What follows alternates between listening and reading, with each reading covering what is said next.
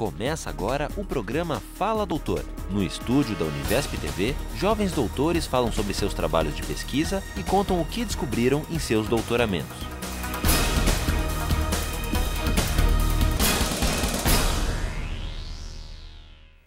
Aldair, o título da sua tese é Poder Eclesiástico e Inquisição no século XVIII luso-brasileira.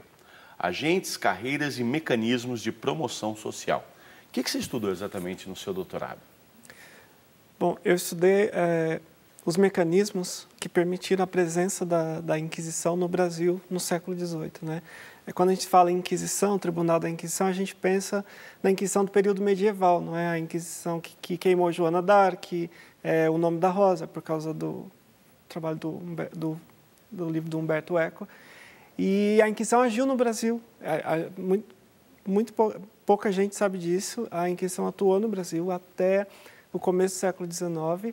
Então, eu queria desvendar um pouco isso. Como que ela chegou aqui no Brasil, como que ela chegava, por exemplo, em Mato Grosso, no interior de São Paulo, em Minas Gerais, em todas as regiões da colônia, não é? E que relações de poder ela precisou estabelecer para atingir todos esses confins da América Portuguesa. Então, foi basicamente isso. Quer dizer, o grande desafio, então, era entender como é que esse tribunal da Inquisição Portuguesa, que não tinha nenhuma sede aqui no Brasil, o tribunal que agia aqui era o de Lisboa, que tinha jurisdição não só sobre o Brasil, mas também sobre a costa ocidental da África, além da própria região de Lisboa.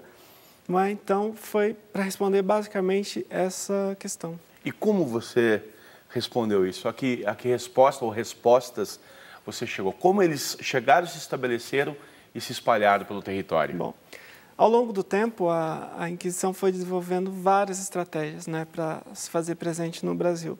No século XVI, tem o envio de visitações, que vem o visitador do Tribunal de Lisboa percorrendo as regiões da colônia. No século XVI, principalmente no Nordeste, na região do Centro-Sul, a gente tem apenas uma visita que percorreu Santos, Rio e basicamente essa região aqui do Centro-Sul, né? E depois do século XVII em diante, a Inquisição começa a criar uma rede de agentes próprios, formada por agentes eclesiásticos, os principais eram os comissários, né? E agentes civis, que eram os familiares, pessoas, por exemplo, comerciantes, que muitos comerciantes se habilitaram, né, para ser esses agentes civis, chamados familiares. Então, a rede de agentes passa a ser a principal estratégia a partir do final do século XVII, principalmente. E o século XVIII foi o que eu estudei. Além dessa rede de agentes próprios, os mecanismos institucionais dos bispados, principalmente da justiça eclesiástica, cooperou bastante com a Inquisição. E eu procurei compreender essa presença da Inquisição na sociedade da América Portuguesa, focando os agentes, quer dizer, primeiro do ponto de vista social, quer dizer, de quais famílias eles eram oriundos, não é? Então, a resposta, enquadrando esses agentes da perspectiva do perfil social, a resposta, de forma muito sintética, eles eram filhos das elites locais e também eram oriundos dos patamares intermediários da sociedade que estavam em processo de ascensão social. Essas famílias precisavam se reproduzir enquanto elite e enquanto classes não diria classes, mas patamares em ascensão, não é? Então, eles precisavam de prestígio. E a Inquisição, prestígio e distinção social, e a Inquisição tem um mecanismo que é uma arma muito poderosa de intervenção na estruturação das hierarquias sociais e nos códigos de honra, que é os estatutos de limpeza de sangue que são adotados no recrutamento dos agentes.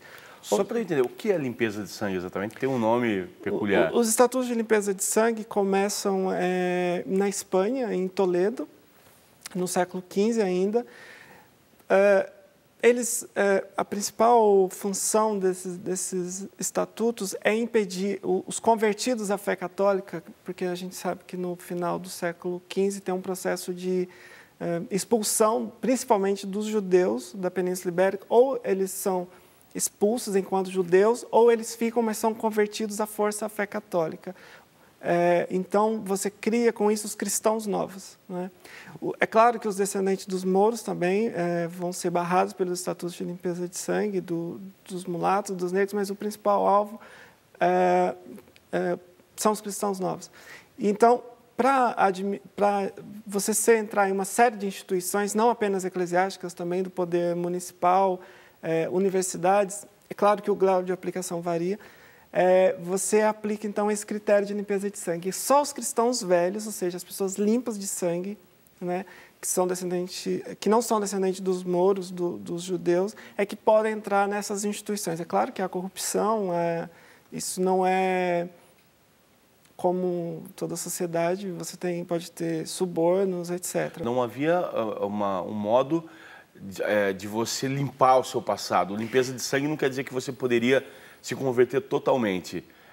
Você tinha que ter um sangue limpo, para usar essa expressão, é isso? É para barrar os convertidos à fé católica nessas instituições. O principal objetivo da aplicação dos estatutos de limpeza de sangue é isso.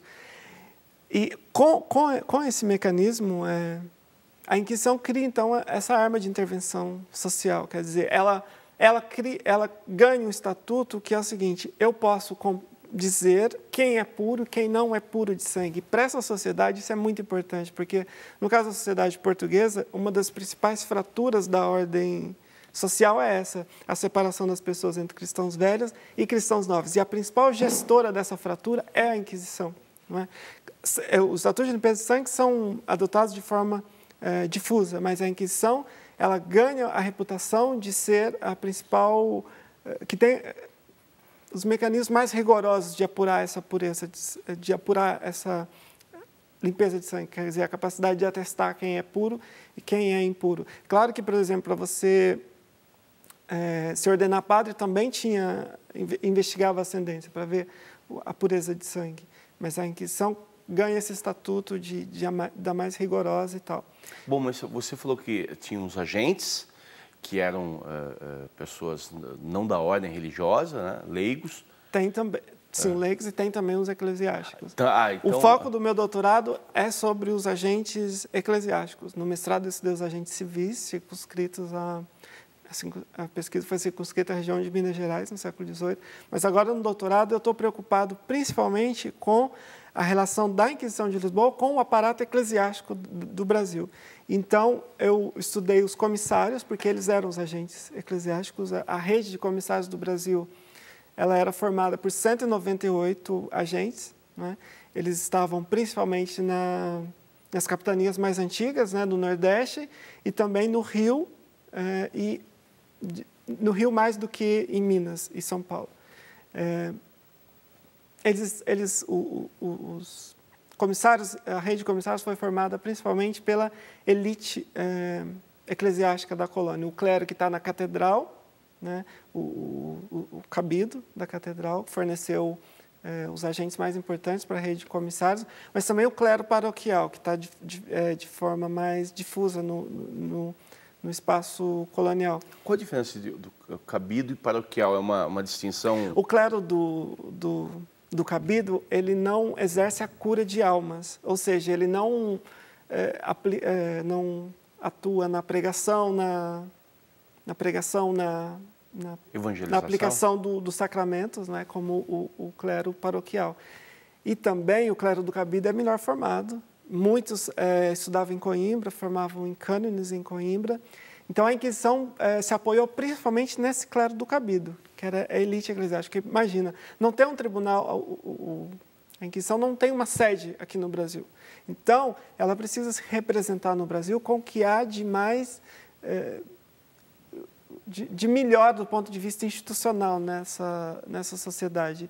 E o clero do cabido, pela formação dele, pelo status que ele tem nessa sociedade, ele era... Então, a Inquisição via ele como uma maneira mais eficiente de se fazer presente aqui. Quer dizer, ela aproveita a autoridade que já está investida nesse clero, mesmo porque eles não atuam só no cabido, eles atuam também, muitos desses cônegos do cabido, eles atuam também na justiça eclesiástica, né, que são os tribunais do bispo, que vai apoiar muito a Inquisição no Brasil, no século XVIII, porque a estrutura episcopal ela é bem organizada no território, você tem... Cada bispado é dividido em várias comarcas eclesiásticas. Cada comarca eclesiástica tem uma sede, que é o auditório eclesiástico ou a vigararia da vara, que é uma instância da justiça eclesiástica e do poder episcopal, da burocracia episcopal. Como eles têm uma penetração maior do território, eles conseguem, o clero que atua ali consegue perceber o que está acontecendo em volta, não é? E em todas as paróquias da sua região, e eles têm uma capacidade de reunir denúncias e mandar para a Inquisição, porque o circuito da comunicação do poder episcopal ele é bem organizado. Não é? A comunicação vai no sentido ascendente, paróquia por paróquia, chega na vigararia da vara, que é a sede da comarca, de lá vem para a sede do bispado, e aqui isso é reunido e mandado, então, para Lisboa. E assim lá os promotores vão analisar essas denúncias e ver se contém elementos suficientes para ser instaurado um processo. Quer dizer, então, esses mecanismos do poder do bispo cooperam com a Inquisição de forma intensa no século XVIII, porque eles estão bem organizados no território, e a Inquisição não tem uma sede no Brasil. Né? Qual era o principal objetivo? Era realmente um papel de fiscalização e julgamento? O que interessava a essa estrutura toda montada? Fiscalizar a pureza da fé, garantir a ortodoxia da fé católica, o que se entendia, claro, na época por pureza da fé católica. Esse era o principal alvo da Inquisição, esse era o principal objetivo de todas essas estruturas, não é? E o principal... os mais perseguidos assim no Brasil, que receberam as penas mais duras, foram os descendentes dos judeus. Quais eram essas penas mais duras e quais as penas possíveis para quem era considerado culpado pela Inquisição? A pena mais dura era a pena de morte. E ela podia ser aplicada de várias maneiras. A mais espetacular, não é? Porque os réus ouviam a sentença num grande espetáculo público que eram os autos da fé, não é? Era um grande evento que atraía multidões e era muito bem preparado para toda a sociedade se representar ali. Os poderes, as diversas esferas de poder estavam ali representadas nesses autos da fé. A pena mais dura era de morte, ela podia ser aplicada com a morte pelo fogo, não é? As pessoas eram queimadas em praça pública, ou ela podia ser garroteada antes, ou seja, ela... Primeiro era estrangulada, depois queimada. E isso foi aplicado, em média, ao longo de toda a duração da Inquisição Portuguesa, que foi de 1536 a 1821. Portanto, ela foi abolida, pensando em longa duração, há pouco tempo. Quer dizer, o século XIX está aí mesmo. Então, a pena de morte foi aplicada em 6% dos processos. Além da pena de morte, você tem o degredo. No século XVI, elas eram degredadas para o Brasil. Mas depois, com o passar do tempo, foram também... Quando a colônia se desenvolve, deixa de ser uma terra de degredo. E aí passa a ser a África, não é? Ou o Algarve, que era o sul de Portugal, regiões mais despovoadas, onde a Inquisição achava que as condições de vida eram piores. Não é? Eu estava pensando aqui... para uma pessoa ser alvo desse tribunal, quais seriam os motivos que levariam essa pessoa ao tribunal? Ela, enfim, uma vez que ela é uma cristã nova, né, convertida, de origem judaica, ela tinha que cumprir com algumas obrigações e se deixasse de cumprir e demonstrar o seu rigor religioso, ela podia então ser julgada? É isso? Olha, o principal mecanismo de se chegar a essas pessoas suspeitas de heterodoxia são as denúncias. A Inquisição tem uma série de mecanismos sofisticados, não é, de coletar, de incentivar essas denúncias. Você tem os editais da Inquisição que circulam pelos territórios onde ela tem jurisdição, e esses editais descrevem as penas. Tem uma lista dos delitos passíveis de serem denunciados, e aí não é só a heresia judaica, você tem também a sodomia, as feitiçarias, as blasfêmias, tudo que atentasse contra o que se entendia por pureza da fé católica. E tinha alguns estereótipos dos cristãos novos. As pesquisas da professora Anita Novinsky, dos orientandos, das pessoas que ela orientou, mostram isso. Quer dizer, você tem alguns estereótipos, por exemplo, fulano não come carne de porco, fulano chega na sexta-feira à noite e desaparece. Quer dizer, uma série de elementos que tornavam essas pessoas suspeitas de praticarem a heresia judaica, por exemplo. E aí essas pessoas eram denunciadas ou para os agentes da Inquisição ou para os agentes da justiça eclesiástica, que não necessariamente eram agentes da Inquisição, e tinha todo esse aparato institucional para levar essas denúncias para o Tribunal de Lisboa. Outro mecanismo eram os próprios cristãos novos que estavam lá presos nos cárceres, iam denunciando o máximo possível de pessoas para eles não receberem a pena capital, né, que era ser queimado na fogueira, por exemplo. Aldair, a sua tese foca especialmente na promoção social. Era bom negócio para o padre, para o bispo, para o religioso, para quem estava no clero, fazer parte dessa estrutura toda? O que ele ganhava com isso?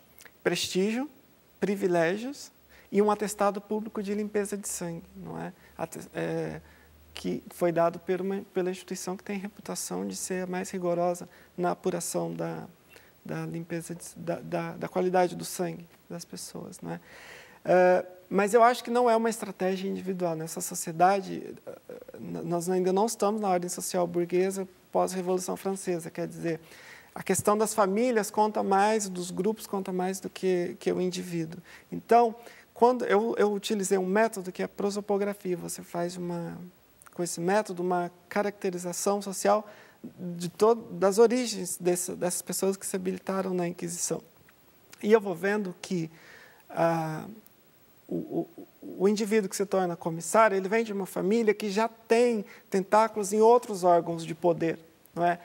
Então, nas companhias de ordenança, por exemplo, o pai ou o avô é sargento-mor, são pessoas que já têm uma autoridade local, não é? Ou ele é irmão já de outros padres, pessoas que também estão nas câmaras municipais, nas irmandades de prestígio, ou seja, são famílias já consolidadas enquanto elites ou famílias que estão em processo de afirmação social. Quem mandava em tudo isso nessa época? Era o rei de Portugal ou já havia um comando direto do Vaticano, do Papa? A Inquisição portuguesa,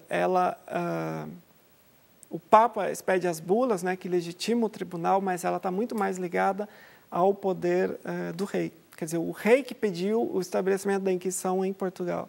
E o Papa, então, autoriza, não é, através de bulas. Mas a Inquisição portuguesa, ela, diferentemente da Inquisição medieval, que é o estereótipo de Inquisição que a gente tem quando se fala em Inquisição, ela, diferente então, da Inquisição medieval, ela é muito mais autônoma em relação ao Vaticano. Ela atende muito mais aos interesses do poder régio, né? Foi o rei quem pediu o estabelecimento da Inquisição. E ela atende muito a esses interesses, então, da monarquia em manter um reino coeso do ponto de vista da fé católica, e isso é um instrumento poderosíssimo para a consolidação do poder régio. Quer dizer, quando você tem um fiel que segue a ortodoxia da fé católica, você tem quase consequentemente um vassalo leal ao rei. Quer dizer, o poder eclesiástico e o poder civil e régio não se separam como na sociedade de hoje. Essas coisas estão muito sobrepostas, imbricadas, e não é possível separar assim claramente. Mas o poder do rei foi quem orquestrou esse arranjo institucional que permitiu a Inquisição atuar, então, com essa configuração em relação aos outros poderes. Queria falar um pouco da sua metodologia, especialmente. Você trabalhou com um corpus formado pelo quê? Você buscou documentação onde exatamente? Como você trabalhou com isso? A base da minha pesquisa é a documentação da Inquisição que está na Torre do Tombo, em Lisboa, não é? Do Tribunal de Lisboa, e eu utilizei o método prosopográfico, eu abri fichas prosopográficas em banco de dados, então eu fui preenchendo ali os dados sobre esses agentes, para caracterizá-los do ponto de vista social, e também a configuração da rede, quer dizer, em quais regiões esses agentes estavam, em quais períodos, né? Enfim, a configuração da rede. E, no segundo momento, eu trabalhei com os registros de correspondência da Inquisição. Então, eu percorri todos os livros onde foram registradas as correspondências pedidas para o Brasil no século XVIII, fiz um banco de dados que eu cheguei em torno de 1.200 registros, 1.234 registros de correspondência expedida. A partir desses registros, eu fui vendo com quem a Inquisição se correspondia, né? E o que ela estava procurando no Brasil, o que estava sendo, o que onerava, o que estava circulando, né? Então, sobre o Atlântico, nessa documentação da correspondência. E, em relação aos assuntos, a gente percebe que, na medida em que a rede dos agentes civis, que são os familiares, vai crescendo, isso é o que mais está presente nessa correspondência. Quer dizer, a Inquisição está trabalhando para gerar mais agentes no Brasil. Como ela tem, esses títulos de familiares do Santo Ofício são muito cobiçados, tem uma grande procura, então, por isso, e a massa da correspondência, então, está muito onerada por isso, quer dizer, geração de mais agentes. A Inquisição meio que se retroalimenta, não é?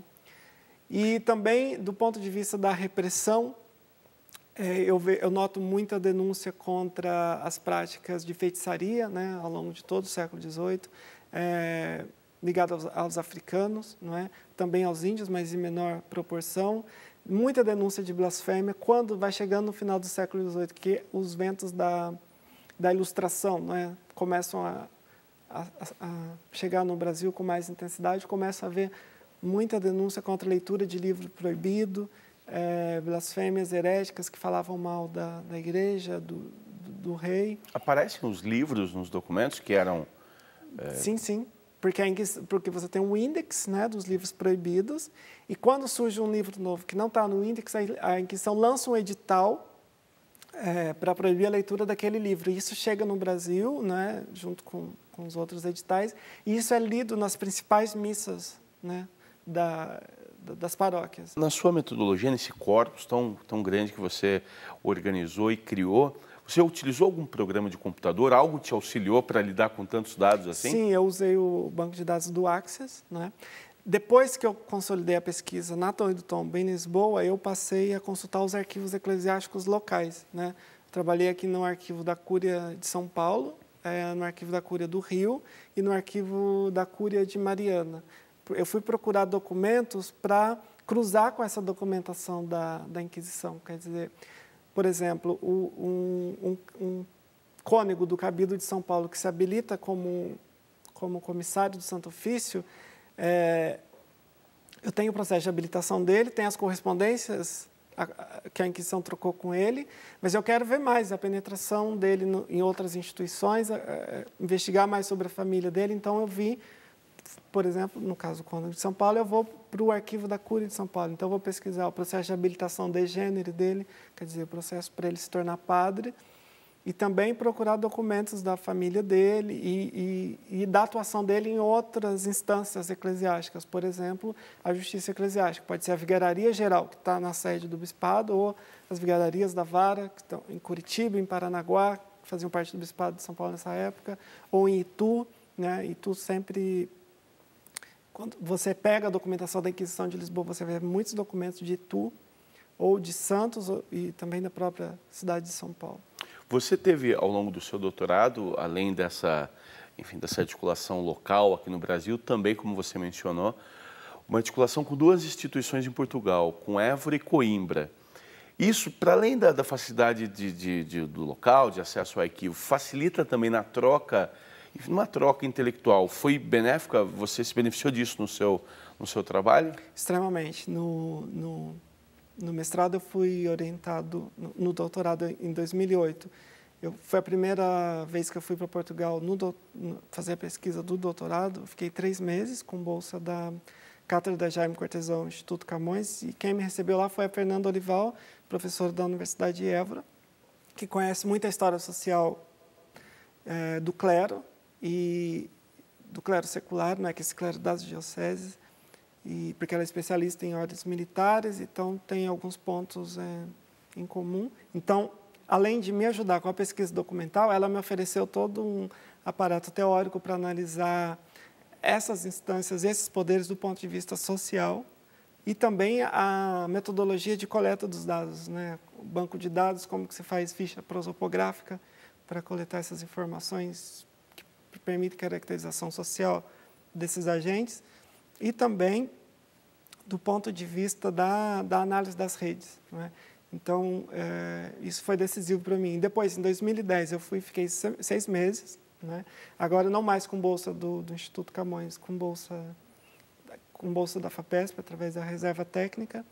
Eu pude ficar 6 meses, então, pesquisando de novo na Torre do Tombo e também no arquivo da Universidade de Coimbra. Quem me recebeu foi o professor José Pedro Paiva, que é um grande especialista na história dos poderes eclesiásticos e dos bispos, do poder episcopal em particular, que me ajudou muito a compreender, então, a natureza desse poder eclesiástico, do poder, sobretudo, dos bispos, né? Como é que esses aparatos dos bispados são formados e quais são os papéis que cada uma dessas instâncias desempenham. Foi fundamental trabalhar sobre a orientação desses 2 professores em Portugal. E aqui no Brasil, quem me orientou foi a professora Laura de Melo Souza, que é do Departamento de História aqui da USP. Só para finalizar, eu queria te perguntar como a sua pesquisa contribui para o campo da história, mas de maneira mais geral para a ciência no Brasil.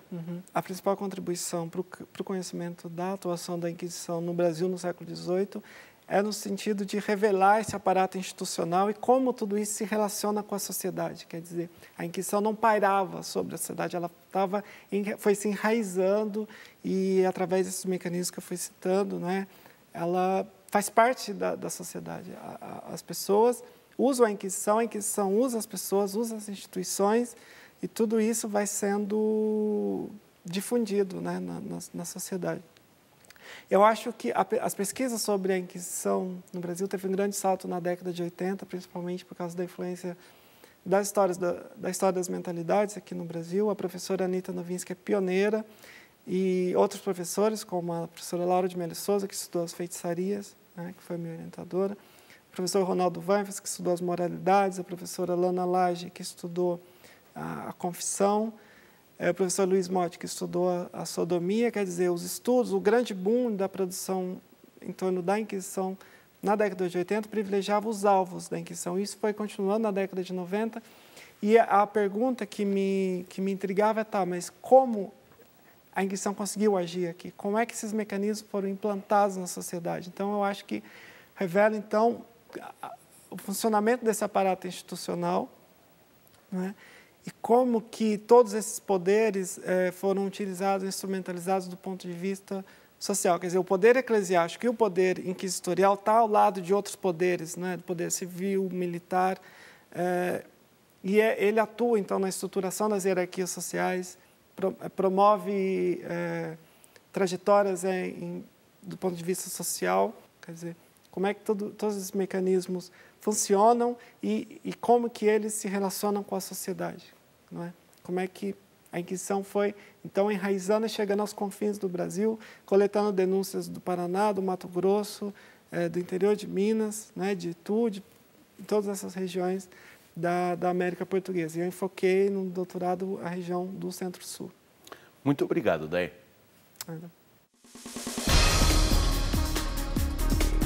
Termina agora o programa Fala Doutor, produção da Univesp TV, canal da Universidade Virtual do Estado de São Paulo.